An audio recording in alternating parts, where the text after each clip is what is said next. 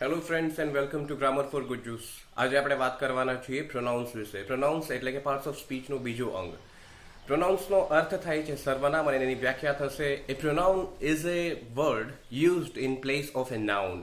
એટલે કે પ્રોનાઉન એટલે કે સર્વનામ એ એવો શબ્દ છે કે જે નામની જગ્યાએ વપરાય છે. હવે નામની જગ્યાએ વપરાતા શબ્દો એટલે આપણે શું સમજીએ તો કે કોઈ વ્યક્તિ છે, પુરુષ છે, તો એના નામની જગ્યાએ આપણે તેના માટે વાપરશું તે સર્વનામ. કોઈ સ્ત્રી છે એના માટે આપણે સર્વનામ વાપરશું તેણી. બરોબર? તો એ જ પ્રકારના હી, શી, આઈ, વી, યુ, ધે, ધાવ વગેરે છે એ બધા સર્વનામો થઈ ગયા અને બધા પર્સનલ પ્રોનાઉન્સ છે. એક્ટિવિટી માટે આપણે એક વાક્ય જોઈશું.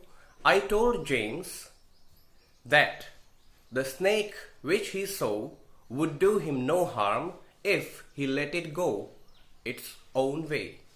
ફરીથી વાક્ય બોલું છું. I told James that the snake which he saw would do him no harm if he let it go its own way.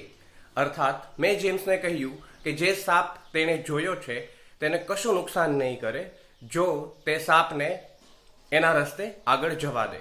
આ વાક્યમાં કયા કયા સર્વનામનો ઉપયોગ થયો છે એ મને કમેન્ટ સેક્શનમાં જરૂરથી કહેજો મિત્રો. Thank you.